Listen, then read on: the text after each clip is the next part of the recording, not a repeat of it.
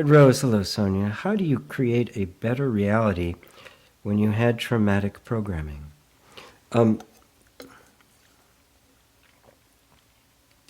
Well, this is very subtle, but you can handle this, I know, because I know you, Sonia. First off, drop the motivation to create a better reality. Right? Because what it does is it makes this real entity there that somehow I've got to find the way to make this better.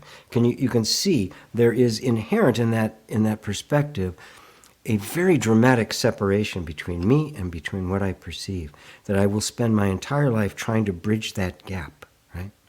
First thing to see, that doesn't exist. I've created this gap, right? And this isn't reality. I'm reality. This is a manifestation of what I happen to be believing.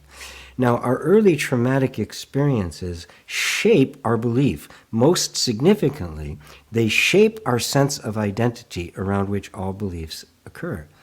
So, what I do for that is the healing of the trauma. We go back. We go back to where you were before the trauma occurred.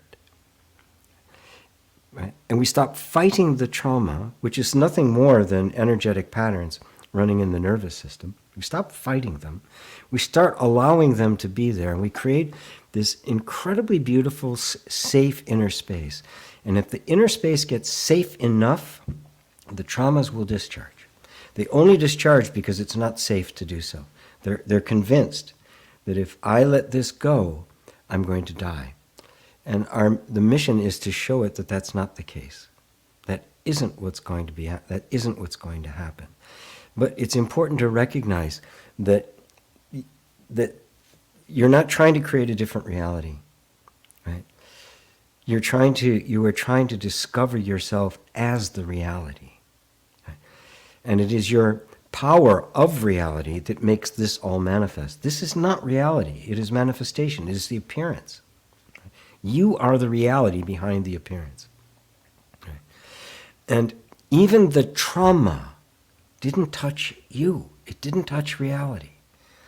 It's a functioning of the nervous system, the environment, the situation in life, and all of that stuff. But the original you, that original innocent you, was never touched by it.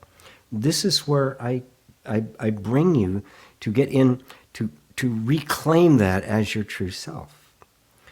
You have never been conditioned. You have never been traumatized.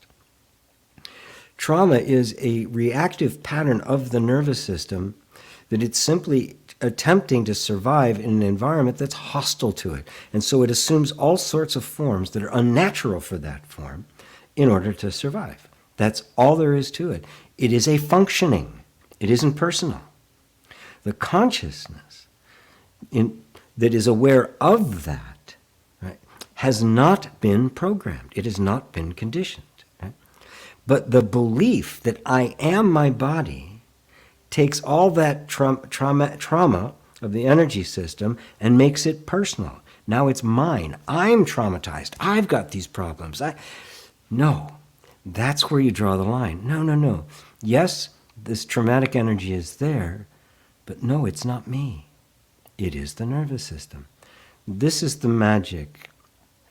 This is what makes inner reconciliation, the process I designed, so completely different from every other process that tries to heal trauma.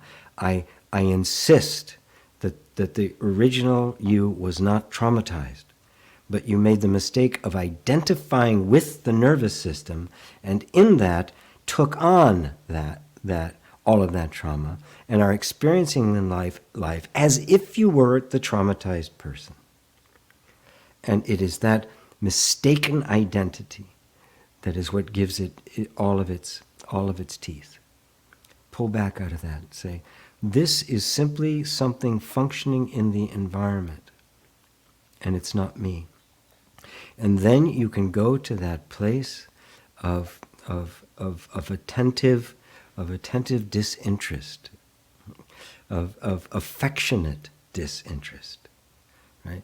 It's not you hate it, you want to get rid of it. You're enormously compassionate for it. Now the whole nervous system, the human form, is like a rescued animal, right? A rescue dog that took some time to get used to being loved again. Because that's all it is. That is simply the animal nature necessary for there to be human existence, human experience. We have simply mistaken that for ourselves. The moment I realize it's not me, I can turn towards it with enormous compassion and create an environment, just like I would a rescue dog, in which it felt safe enough for all of those patterns to begin to fall away. And now they get used to being in a loving environment, and now they're a great companion, they're a great aid, and in the human being, they're the most brilliantly positive, powerful, expressive vehicle that is possible.